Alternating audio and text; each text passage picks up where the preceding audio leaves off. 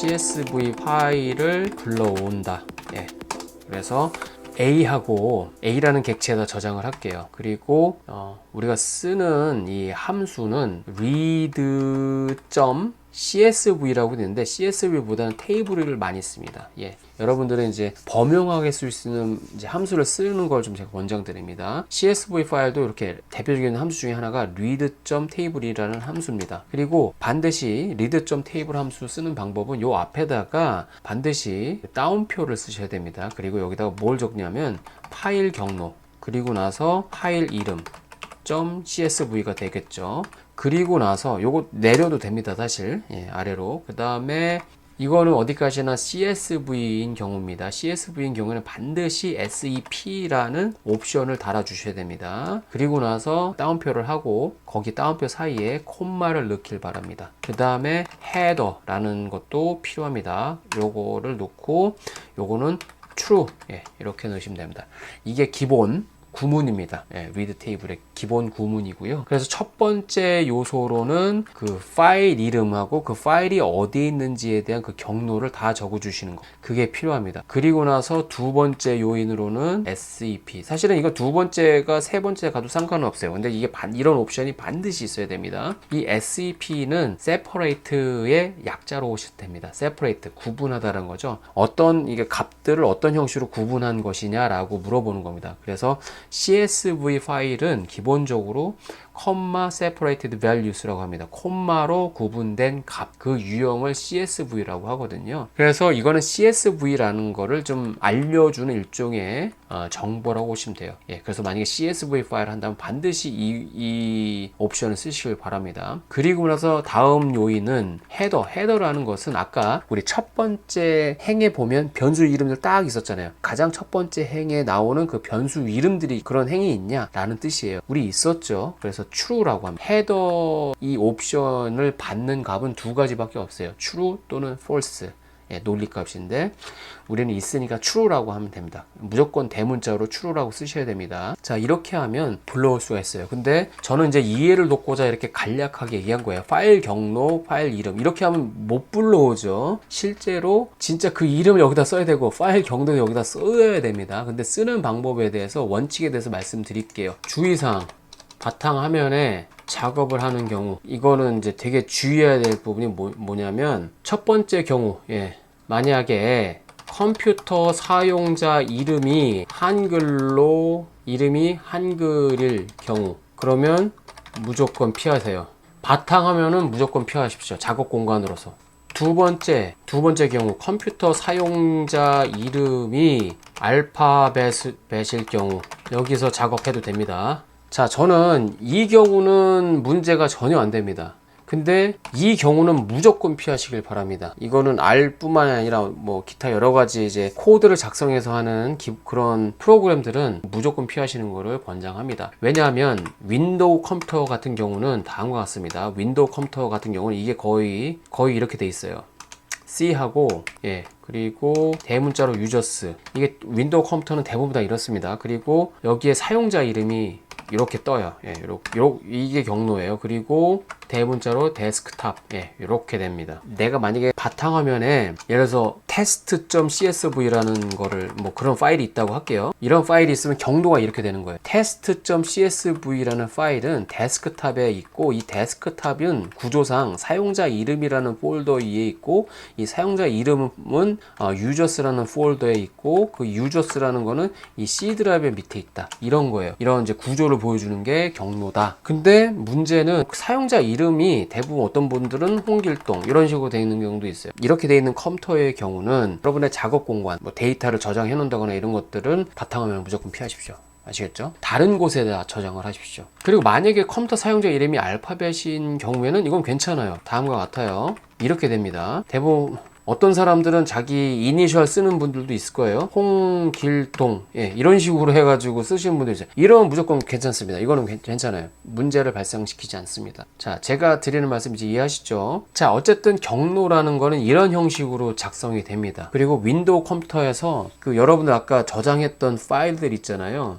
그게 경로가 어떤 경우 되게 길어요. 바탕화면에 저장돼 있는 그런 파일들도 이 정도 길인데 이거보다 더 긴 경우도 있거든요. 그래서 이거를 일단 확인해서 그걸 다 일일이 타이핑하기가 좀 불편하고 실수도 많이 나옵니다. 그래서 이거를 쉽게 아는 방법, 그리고 그걸 복사하는 방법은 다한 것 같습니다. 여러분 작업 공간으로 가서 데이터가 저장되어 있는 그 폴더로 들어가서 그 HH 서베이 2013 있잖아요. 그걸 오른쪽 클릭해서 속성을 클릭, 그 위치라고 있습니다. 위치에 보면 D 드라이브에서 어떻게 나간다, 뭐 C 드라이브에서 나간다 이렇게 나갈 거예요. 뭐 F 드라이브에 저장하신 분들도 있을 테고. 근데 대부분 웬만하면 C 또는 D 이렇게 돼 있을 거예요. 그게 경로입니다. 현재 이 파일이 저장되어 있는 폴더의 전체 경로인 거예요. 그래서 뭐 드라이브명 있고, 그리고 콜론 땡땡 이렇게 돼 있고, 그 원화 표시가 있을 거예요. 또는 역슬래시라는 게 있는데, 어쨌든 그런 식으로 해서 쭉 나와 있을 거예요. 나열돼 있을 거예요. 그거를 다 긁어서 드래그해서 선택한 다음에 복사를 하세요. 컨트롤 C. 그리고 확인 눌러서 이거 닫으시고, 그 다음에 여기 두 번째 줄에다가 이거를 입력하세요, 따로. 근데 그냥 붙여넣기 하면 이렇게 나와요. 원화 표시가 사라지고 역슬래시가 보일 겁니다. 저 역슬래시가 어찌 보면 상위 폴더, 하위 폴더를 구분하는 구분자인데, 아래서는 저 역슬래시를 그런 구분자로 인식하지 못합니다. 그래서 이거는 반드시 역슬래시는 슬래시로 바꿔줘야 돼요. 예, 바꾸는 방법은 일일이 찾아가서 바꿔도 됩니다. 이렇게 이거 바꾸고 저거 바꾸고 이렇게 선택해서 이렇게 슬래시로 바꾸고, 얘도 이렇게 슬래시로 바꾸고 하는데, 만약에 경로가 길면 또 귀찮을 수가 있어요. 그런 경우는 이렇게 쓰면 됩니다. 찾기 있잖아요. 찾기 기능 컨트롤 F 해보세요. 그러면 다음과 같은 창이 뜹니다. 여기 find라고 되어 있고, 옆에 보면 replace라고 있습니다. 요거는 찾은 거를 바꾸기, 그런 거예요. 그 기능을 쓰자는 얘기입니다. 여기서 find에다가는 어떤 걸 바꿀 거냐, 키보드에 원화 표시 있죠. 요거 누르면 역슬래시가 이제 입력이 됩니다. 그리고 나서 replace에다가는 슬래시를 넣으십시오. 그러면 역슬래시를 슬래시로 바꿀 것이다. 근데 한꺼번에 바꾸지 말고 확인해가면서 바꾸는 거예요. 그냥 replace 그러면 이렇게 하나 바꾸고 또 하나 바꾸고 요거 또 하나 바꾸고 또 하나 바꿉니다. 예, 이렇게. 그 다음 마지막 폴더에다가 요거 슬래시 하나 하고, 그 다음에 여러분들의 그 파일이 여기에 저장되어 있는 거잖아요. 그래서 요 HH 서베이 2013 이 파일 이름을 복사해서 여기다가 붙여 넣으면, 그리고 나서 .csv라고 하셔야 돼요. CSV 파일이기 때문에 요게 완성된 경로인 겁니다. 이 HH 서베이 2013 CSV 파일의 모든 경로를 이걸 표현한 거로 보시면 돼요. 그래서 요거를 그냥 컨트롤 X 잘라내 볼게요. 그리고 나서 여기다가 이제 그걸 입력하면 됩니다. 이렇게요. 자, 그래서 이렇게 쓰면 돼요. 리드 테이블하고 경로, 파일 경로, 그리고 반드시 그 경로의 끝에는 .csv가 돼 있어야 돼요. 그리고 다운표로 닫고요. 근데 이게 시각적으로 너무 이제 불편해 보여요. 예, 그래서 이거를 그냥 좀 줄이도록 해볼게요. 요거를 다시 이 부분을 다시 잘라내게 하십시오. 컨트롤 X에서 잘라내기 하고, 다시 두 번째 줄에다가 이걸 붙여넣기 한 다음에, 이게 어찌 보면 제가 말씀드렸죠. 다운표는 무조건 문자열을 만들어주는 기능을 갖고 있다라고 얘기했었잖아요. 그쵸? 이게 어떻게 보면 그냥 문자입니다. 그래서 이 문자를 아예 경로 이 문자를 만들어 놓고 이거를 할당을 해보죠. 예. 그래서 어떻게 할당할 거냐면 fn 파일 네임이라고 할게요. 예. 그리고 파일 네임이라는 이름에 할당을 하고, 그러면 결국 fn은 뭐 쭉 파일 경로, 그게 fn이 되겠죠. 출력을 해보면요. 그쵸? 이렇게 할당하고 여기다가 그냥 쭉 쓰는 게 아니고 fn이라고 쓰면 되겠죠. 그러면 자, 그리고 이걸 좀 위로 올릴게요. 셉 이거 하고 헤더 이거 보고, 그러면 좀 줄어들겠죠? 그래서 여기서 fn 뭐 이게 뭔지만 찾아가면 될 거 아니에요. fn은 이거다. 아까 길게 쭉 늘어 쓴 거를 이렇게 줄일 수 있는 거죠. 그쵸? 그 장점이 뭐냐면, 만약에 내가 파일 이름이 바뀌었다, 그럼 여기만 바꾸면 여기는 그대로 뭐 이걸 안 바꿔도 적용되는 거잖아요. 그쵸? 그런 요령이 좀 있다. 그래서 이걸 좀 소개시켜 드립니다. 그래서 요거 두 번째 줄을 실행해 볼게요. 컨트롤 엔터 하면 그 파일 경로 그거를 다운표를 묶은 거를 텍스트로서 텍스트 값, 그러니까 문자 값으로 해서 요거를 fn이라는 이름의 객체에 할당을 하고, 그래서 read table라는 그 함수를 써서 여기 fn 집어넣고, 그럼 요게 파일 경로를 이거로 이렇게 해서 받는 거겠죠. 그래서 그 파일 경로하고 뭐 구분자는 콤마고 헤더가 있다라는 식으로 이렇게 구문을 만든 다음에 불러올게요. 자, 그럼 요거 실행시킬게요. 그러면 실행시키면 자, 오른쪽 화면 다시 보면 환경창 있잖아요. 아까 우리가 싹 지운 거 있죠. 그러니까 우리가 작업한 내용들이 이렇게 저장이 돼 있는 거예요. 그래서 A라는 이름의 데이터는 800하고 OBS, 요게 observation의 약자입니다. 800개의 즉 대상들, 그런 의미입니다. 800개의 가구, 그렇죠? 800개의 행이에요. 그리고 21개의 variables, 그러니까 변수들, 아까 여러분들 봤던 열 기준으로 나열됐던 그것을 변수라고 하죠. 그래서 21개의 변수로 구성되어 있다. 행의 개수는 800개, 열의 개수는 21개의 표다라는 뜻이에요. 그래서 요거의 클래스를 확인해 보면 이거는 적어도 표일 겁니다. 근데 read 테이블로 해서 불러오는 건 무조건 데이터 프레임을 갖습니다. 매트릭스는 아닙니다. 한번 출력해 볼게요. 다음과 같이 데이터 프레임입니다. 요거는 좀 기억해 두셔도 좋습니다. 그 다음에 무엇을 할 거냐면 변수명 출력하기.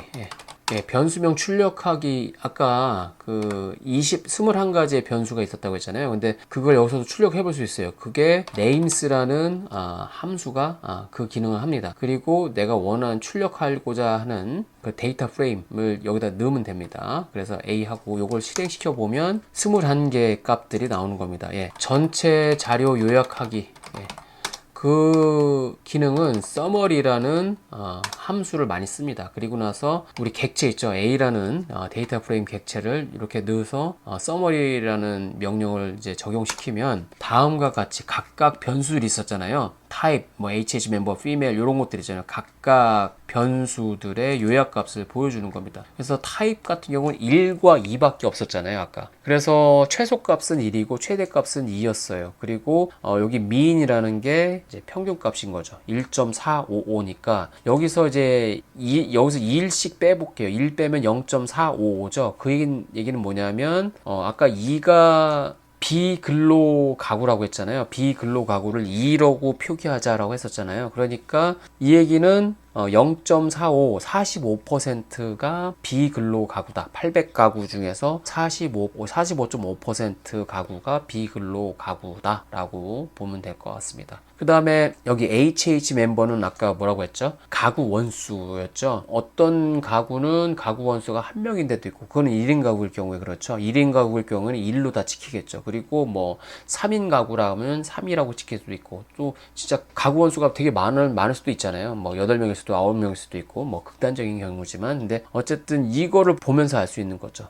하우스홀드 멤버가 최소값이 1, 0일 수는 없겠죠. 0이면 그냥 가구가 없는 거죠. 그래서 최소값은 1일 수밖에 없습니다. 1인 가구. 그리고 여기 맥스가 최대값인데 요거는 8이라고 되어 있네요. 그러니까 어떤 경우에 조사된 어떤 가구는 이제 가구 원수가 8명인 경우도 있고, 그게 가장 많은 경우다라고 보면 되고, 여기 미는 이제 평균값인데 평균 잡아보면 2.7명이다. 한 가구에. 그렇게 보면 된다. 이런 얘기를 할 수 있겠습니다. 그런 식으로 이렇게 정리가 되는 겁니다. 그래서 첫 번째 과제. 제출물. 첫 번째는 전체 자료 요약한 것, 스크린샷, 요걸 제출해 주시길 바랍니다. 요거 말하는 겁니다. 제가 말하는 거는 서머리 A 한 결과. 자, 이렇게 넘어가고요. 그 다음에 자, 이 중에서 우리는 가구 월소득 정보를 가지고 기술 통계를 한번 구해 보도록 하겠습니다. 그래서 우선 가구 월소득 그거만 이제 따로 추출하도록 하겠습니다. 그래서 이름을 household income이라고 할게요. 이렇게요. HH 인컴 이름은 이렇게 하고요. 그 다음에 여기서 보면 자, 여기 테이블을 한번 볼게요. 요거 클릭하면 표로도 볼 수 있어요. 자, HH 인컴은 몇 번째예요? 하나, 둘, 셋, 넷, 다섯, 여섯 번째죠. 여섯 번째 열이고, 그리고 각각 요 열에 해당하는 값들은 몇 개가 있을까요? 800개겠죠. 그쵸? 800가구들의 각각의 그 조사된 월 총 소득인 거죠. 가구 소득인 거죠.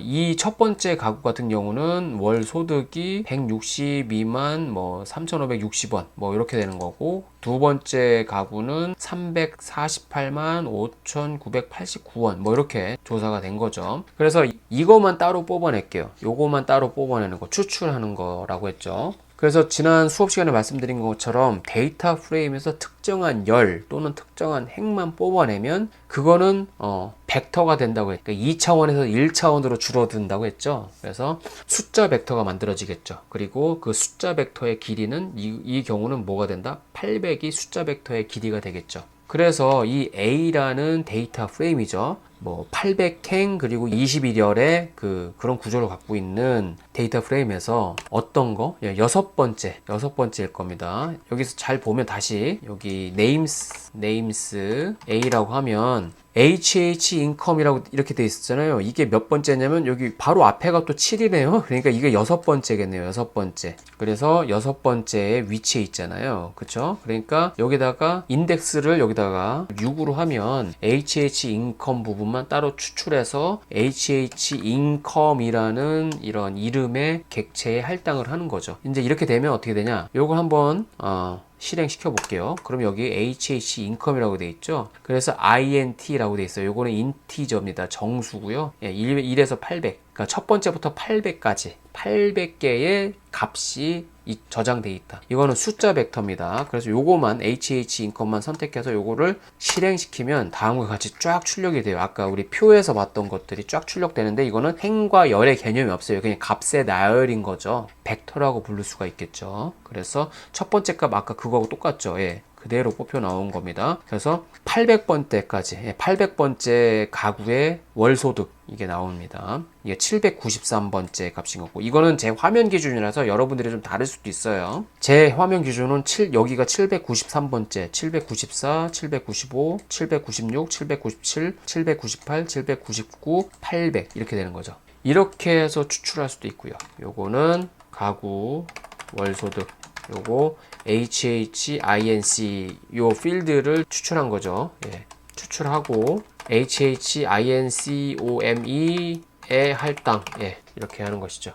자, 그럼 이제 HH 인컴 요거만 가지고 한번 이제 작업을 해보도록 하겠습니다. 그래서 일단 평균은 무엇이냐면 이렇게 하지 않고 여기 바로 앞에다 쓸게요. 평균 요 앞에다가 평균은 수업 시간에 얘기했죠. 민이 평균이죠. 그래서 민이라는 함수에다가 HH 인컴 이렇게 하면 출력이 됩니다. 평균은 347만 3,345원 월 평균이 그렇다는 겁니다. 그리고 뭐가 있었죠? 중위값 또는 중간값, 중앙값 다 똑같습니다. 이거는 뭐다? 미디안이라고 했죠? 그래서 이거는 메디안 이렇게 쓰고 HH 인컴 이렇게 하면 됩니다. 그래서 요거 한번 출력을 해볼게요. 그러면 300만 2,631원이 중간값이 되는 겁니다. 그래서 800개였잖아요. 800개를 상위 50%, 하위 50%로 나눈다고 했죠. 그러면 400개하고 400개 이렇게 두 개로 나누는 거죠. 그래서 정렬을 해봤을 때 400번째 그리고 401번째의 가구의 그 월 소득이 나올 거 아닙니까? 그 두 개의 값을 합쳐가지고 2로 나눈, 그러니까 평균값. 그게 이거라는 겁니다. 딱 이게 중앙 위치상으로는 순서를 딱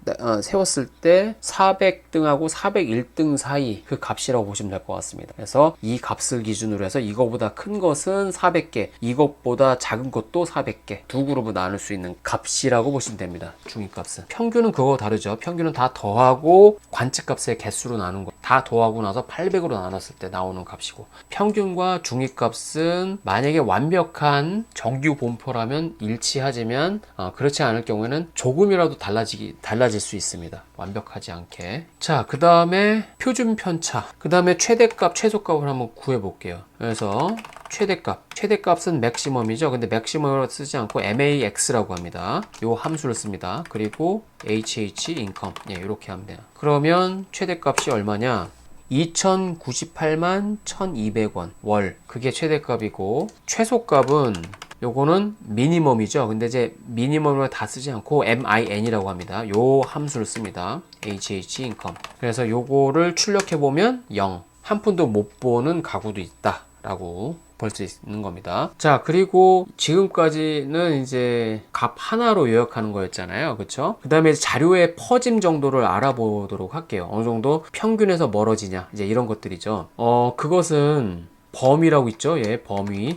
예, 요거는 이제 레인지라고 하죠. 요거는 최대값하고 최소값의 차이를 말하는 거죠. 그래서 이거는 어떻게 계산하냐면 맥스죠. 맥스 HH 인컴 이거를 미니멈 HH 인컴으로 뺀 거. 그러면 최대값하고 똑같겠죠. 왜냐면 최소값이 0이었으니까요. 2,098만 1,200원이 범위, 이 자료의 최대 범위라 말씀드릴 수 있겠습니다. 퍼져 있는 정도를 나타내는 거. 그 다음에 분산 있죠. 분산은 베어리언스의 약자인 VAR입니다. HH 인컴 이렇게 하면 분산이 출력이 됩니다. 자, 여기서 보면 6.95299하고 2하고 플러스 10이라고 돼 있죠. 여기서 2라고 되는 게 이게 분산이 워낙 커서, 왜냐면 분산이 평균에서 관측값을 뺀 것을 제곱한 것을 다 더한 거잖아요. 그리고 나서 관측값으로 나눈 건데 제곱한 값이기 때문에 기본적으로 이게 단위가 몇만 원, 최소한 몇만 원, 몇십만 원 이렇게 차이가 나기 때문에 단위수가, 이걸 제곱해버리면 단위수가 커질 수밖에 없습니다. 예, 그러다 보니까 자료값이 너무 길다 보니까 이걸 추각해서 이제 표현을 한 겁니다. 자릿수가 너무 많아가지고요. 근데 이제 이게 2 플러스 10이라고 하는 것은 이게 쉽게 말하면 6점 이하로 6 이하로는 자릿수가 12자리가 있다는 뜻입니다. 어마어마하게 큰 숫자인 거예요. 과학적 표기법이라고 하거든요. Scientific Notation, 요 지수값을 활용해가지고 표기하는 건데, 이거를 그냥 우리가 일반적으로 표기하는 숫자 방식을 표기하는 방법, 옵션을 따로 설정을 해 주셔야 되거든요. 그래서 이거는 보통 맨 위에다가 일단 해볼게요. 맨 위에다가 옵션스라고 있습니다. 요걸 하고 요 함수에 SCIPN, 사이펜이라고 하는데 이거를 20으로 할게요. 이게 무슨 말이냐면 그 숫자가 쫙 있을 때 20번째 자리까지는 그냥 일반적인 표기로 하라라는 이제 뜻이에요. 이걸 넘어가면 그때부터는 이제 scientific notation, 큰 숫자는 안 나오니까 뭐 대략 좀 크게 잡은 겁니다. 그래서 요걸 한번 실행시키고 나서 다시 한번 실행시켜 볼게요. 이 분산 이거를요 계산해서. 그럼 다음과 같이 나오죠. 6 이하로는 하나, 둘, 셋, 넷, 다섯, 여섯, 일곱, 여덟, 아홉, 열, 열하나, 열둘 이렇게 되는 거죠. 이렇게 이게 분산입니다. 그리고 분산을 제곱근한 게 뭐라고 하죠? 표준 편차죠. 표준 편차. 스탠다드 데비에이션인데 스탠다드 데비에이션의 약자 SD라고 합니다. 함수가. 그래서 HH 인컴 요 800개 값의 표준 편차 한 개는 이렇게 표현이 됩니다. 263만 6,721이 표준 편차입니다.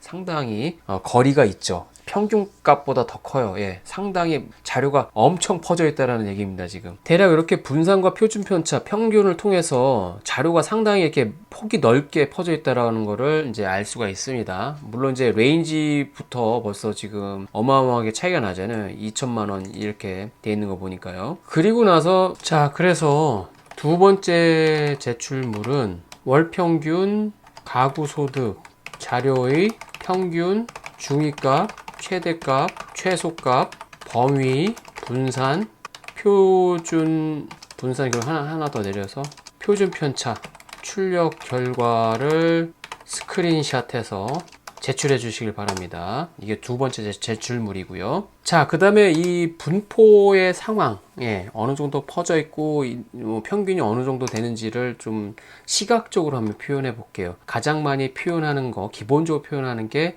히스토그램입니다. 히스토그램의 함수는 HIST, 히스토그램에서 이 앞부분만 따온 겁니다. 이게 히스토그램을 그리는 함수입니다. 그래서 어떤 히스토그램이냐면 우리 하우스홀드 인컴 있죠. 그 가구 소득 이렇게 하면 그러니까 벡터 자료죠. 이거는 벡터 자료를 이렇게 집어넣으면 히스토그램을 그릴 수가 있습니다. 아무 설정 없이 이렇게 출력을 하면 다음과 같이 이제 표현이 됩니다. 그래서 아까 그랬죠. 최소값이 0이고 최대값이 2천만 원 조금 넘는다고 했었잖아요. 그게 지금 다 표현이 된 겁니다. 0부터 여기 지금 2천만 원이라고 되어 있는데 여기서 좀 더 넘어갔죠. 아무 설정하지 않으면 여기 R이 스스로 알아서 이렇게 구간도 만들어주고 그러긴 하거든요. 근데 이제 구간을 우리가 직접 만들 수 있게 설정을 해줄 수가 있어요. 그래서 만약에 이거를 구간을 구간 또는 이제 통계 시간에 배웠듯이 계급이라고 하죠. 계급 개수를 11개로 한번 해볼게요. 그리고 급간이라고 하죠. 클래스 인터벌. 그 구간, 한 개 한 개의 구간의 그 범위 있잖아요. 레인지를 200만원으로 한번 해볼게요. 그러면 이제 0원부터 200만원, 200만원부터 400만원, 400만원부터 600만원 이런 식으로 쭉 가다가 200만원, 2000만원부터 2200만원까지 이런 식으로 11개의 구간 또는 11개의 계급을 한번 그렇게 구분해서 표현해보도록 할게요. 그래서 그 옵션이 뭐냐면 breaks라는 게 그걸 구간을 나눠주는 이제 옵션입니다. 그리고 C하고 이것도 숫자를 이제 숫자 벡터로 넣어주면 되거든요. 그래서 처음 시작하는 게 0이고 그 다음에 200만 이런 식으로 1, 10, 100, 1000만, 10만, 100만 그리고 400만 1, 10, 100, 1000만, 10만, 100만 이런 식으로. 그런데 이런 식으로 하다 보면 이제 뒤에 자릿수가 너무 길어가지고 되게 불편하게 기입이 될 겁니다. 이런 식으로 해도 되긴 합니다. 직접. 근데 지루하기도 하고 하다가 실수가 있을 수도 있습니다. 그래서 요거를 좀 쉽게 하는 요령이 뭐냐면 이렇게 직접 입력하는 것보다도 seq라는 함수를 이용할 겁니다. 이 seq라는 것은 시퀀스의 약자거든요. 이게 숫자의 나열이에요. 그래서 사용 방법은 시작하는 숫자 그래서 시작하는 숫자 그리고 끝나는 숫자 2100만원 2200만이라고 했죠. 1, 10, 100, 1000만, 10만, 100만, 1000만. 그러면 0에서부터 2200만까지 숫자를 나열하는 건데 만약 이렇게만 한다면 1만큼 증가시키는 거예요. 그래서 0 그 다음에 1, 2, 3, 4, 5, 6, 7, 8, 9, 10 이렇게 쭉 해서 2200까지 되기 때문에 우리는 그렇게 작성하는 게 아니죠. 200만큼 증가시킨다고 했죠. 그거를 하기 위한 옵션은 뭐냐면 여기다가 컴마하고 by라는 옵션을 쓰면 됩니다. 얼마만큼의 단위로 증가시킬 것이냐. 그럼 여기다가 200만을 쓰면 되겠죠.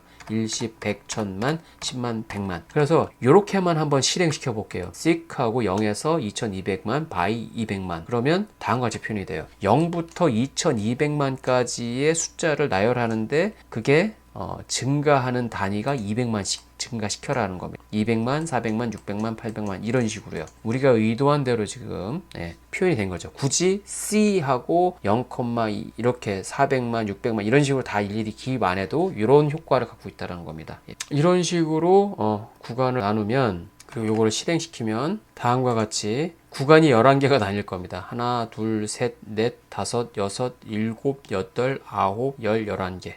그리고 히스토그램은 이제 X, Y축으로 이제 작성이 되죠. 그래서 X축은 관측 자료의 값 있죠. 값이 여기 X축에 표현되는 거고 Y축은 여기 보면 frequency라고 하죠. 이거를 도수 또는 빈도. 그래서 각 구간에 해당하는 값들의 개수가 여기 상자의 높이로 표현이 되는 겁니다. 그래서 250개. 예를 들면 여기 0부터 200만까지 구간이 해당되는 가구 소득의 값은 250개 이상인 것 같네요. 이렇게 보니까요. 그렇죠? 그렇게 표현이 되는 겁니다. 여기서 보면 대부분의 가구 소득은 1000만원 미만입니다. 대부분 여기에 자료들이 몰려 있다고 보시면 돼요. 800개의 자료. 요 값, 이 값, 이걸 다 더하면 얼마가 되겠죠? 800이 되겠죠. 800개 값을 이렇게 나눠서 구간으로 나눠서 이 빈도 또는 도수로 표현한 게 히스토그램이다. 그래서 이걸 다 더하면 전체의 관측 값의 개수와 똑같겠죠. 요거 다 더하면요. 아무튼 이거를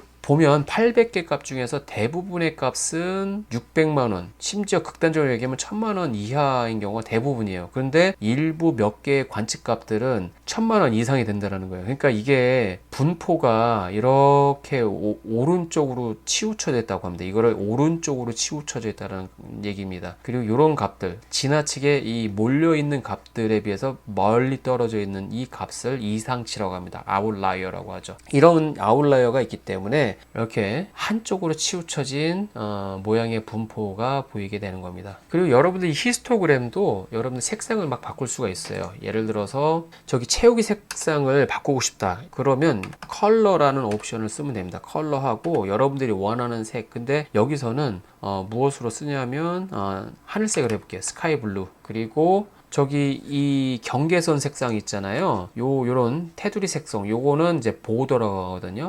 요거는 하얀색으로 한번 표현해 볼게요. 보더라는 옵션을 써서, 그리고 얘는 화이트라고 하겠습니다. 그래서 이렇게 해볼게요. 그러면 다음과 같이 또 표현이 됩니다. 예. 자, 이 히스토그램은, 자, 여기 보면 빈도수죠. 그리고 도수, 예, 절대 도수입니다. 절대 빈도수입니다. 이거 다 더하면 800개가 된다라는 거잖아요. 그쵸? 요 숫자들 250 얼마 되고, 이런 값들을 다 더하면 800이 되는 거죠. 자, 그 다음에, 자, 보면, 요런 분포에서 여기다 추가, 그러니까 기존에 그려졌던 히스토그램에다가 어떤 선 하나 그려보도록 할게요. 수직선을 한번 그려볼게요. 이 상태에다가 여기다 덧붙이는 겁니다. 새로 그리는 게 아니고요. 그래서 어떤 거를 그려볼 거냐면, 평균 있잖아요. 평균이 아까 얼마였죠? 대략 300만 원 정도 됐었잖아요. 그래서 대략 요쯤 어디에 위치해야겠죠. 예, 요쯤 어디에 위치하겠죠. 여기까지가 200만 원, 여기가 400만 원이니까요. 요쯤 어디에 위치하겠죠. 그래서 이런 수직선을 그려볼게요. 그리고 그런 평균선뿐만 아니라 중앙값, 예, 또는 중간값, 그것도 구했잖아요. 그것도 여기다 한번 그려볼게요. 여기다가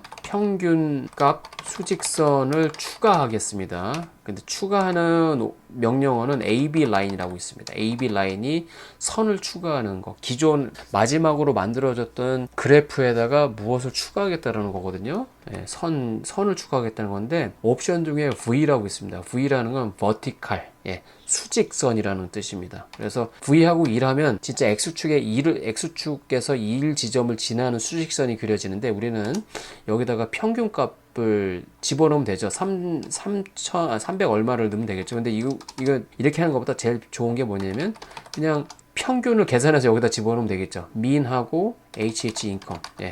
그리고 색상을, 이거는 red라고 할게요. 예. 그리고 두께를 어떻게 하냐면 line width라고 하거든요. 그래서 이거를 2라고 한번 해볼게요. 그래서 요거를 그대로 실행시키면 보는 것처럼 지금 여기 선이 하나 지금 그려졌어요. 이게 평균 값이 요쯤에 위치한다고 보시면 돼요. 그래서 상당히 평균 값도 이 전체 분포에서 왼쪽으로 치우쳐 있죠. 이 경우는 이 그래프 전체는 이렇게 오른쪽으로 치우쳐져 있고, 그 위치에서 평균 값은 여기 왼쪽으로 좀 치우쳐져 있는 걸 볼 수 있습니다. 이게 어떻게 보면 무게중심 역할을 한다고 보시면 돼요. 여기하고 요 값의 무게중심이요. 자, 그 다음에 똑같이 요걸 그냥 복사해 볼게요. 평균 값이 아니고 중위값, 예, 또는 중간값, 예, 그렇게 할게요. 그럼 mean이 아니고 뭐죠? median이죠. MEDIN, median. 그리고 색상은 노란색으로 할게요.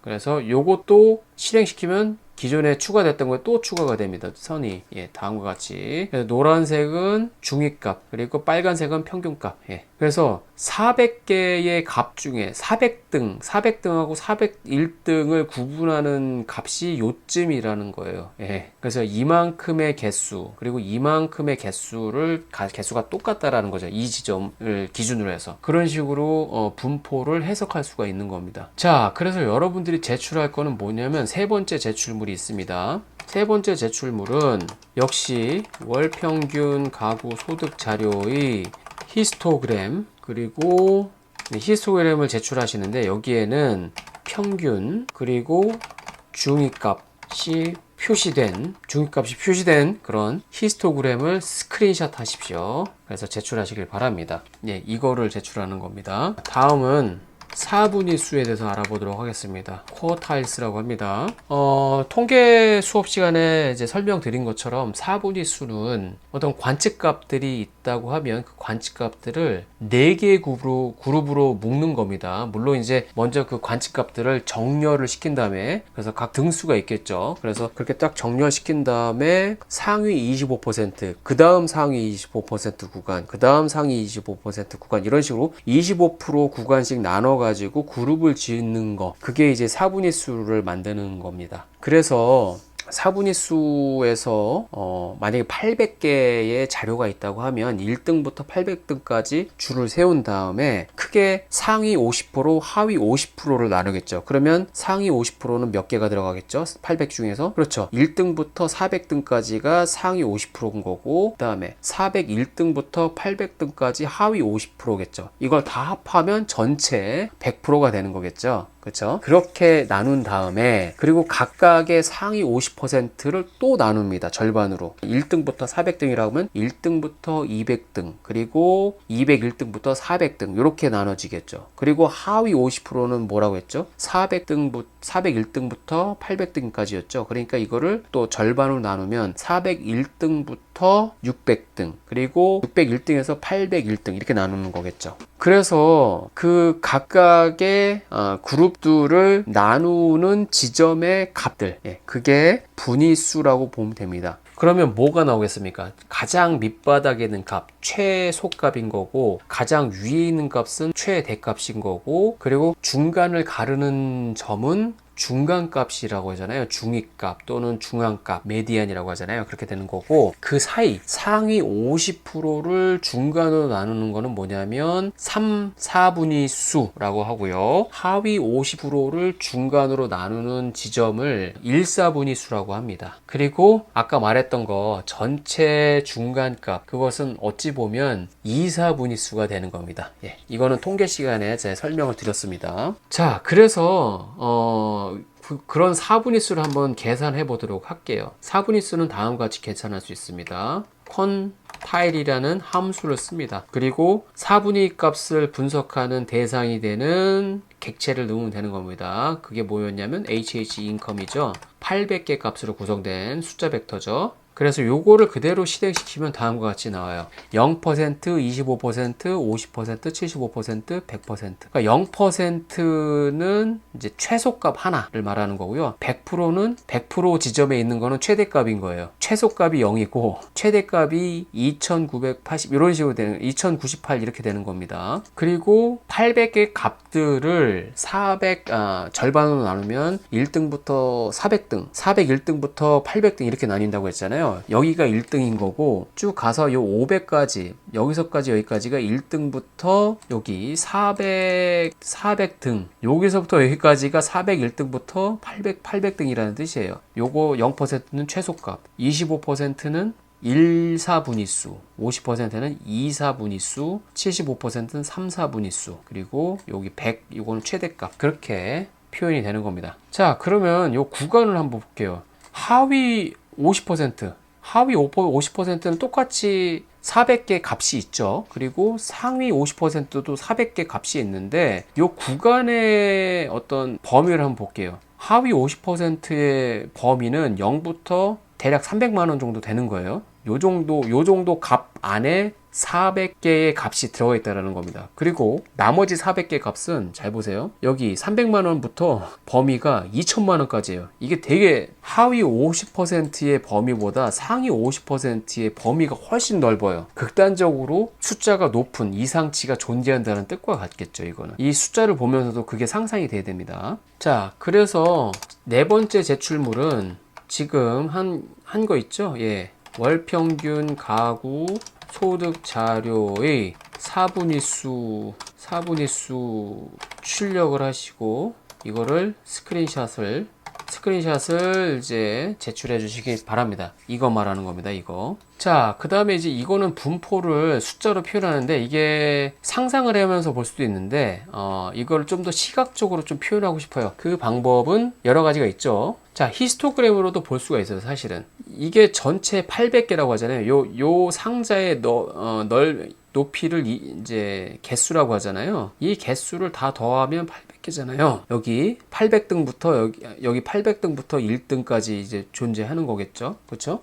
그래서 하위 이제 250개가 자, 여기가 중간 값이잖아요. 노란색이. 400개 값이 관측값이 이 구간에 몰려 있다는 겁니다. 나머지 400개 값들은 이 구간에 몰려 있다는 뜻이고요.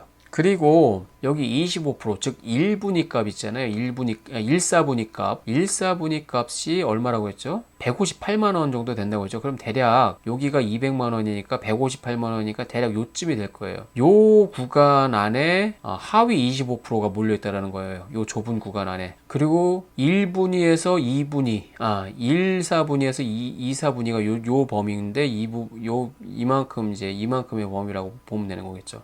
그리고 여기 75%가 3, 4분위죠. 3, 4분위가 어디냐? 486만 원 정도 된다는 거죠. 486만 원이면 대략 2쯤 되는 거예요. 2쯤 500만 원 가까이. 그러니까 전체 75%는 이쪽 구간 안에만 다 몰려 있다는 거예요. 요 구간 안에. 예, 나머지 25%가 이만큼을 차지한다는 겁니다.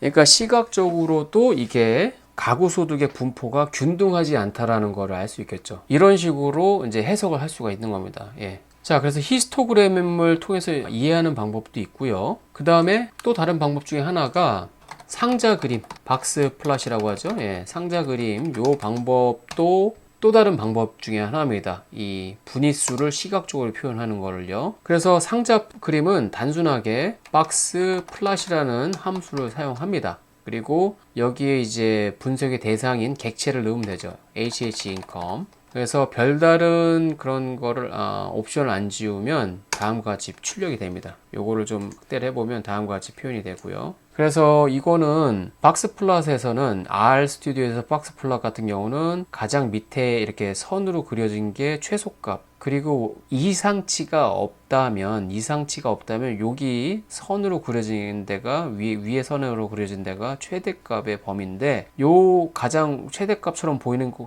위로도 또 몇 개의 동그라미들이 보이죠. 이런 것들은 이상치입니다. 예. 이상치를 아웃라이어들을 보여주는 겁니다. 그래서 여러분들이 제출해 주실 것이 또 하나 있거든요. 바로 가급적 이게 다 표현되면 좋겠네요.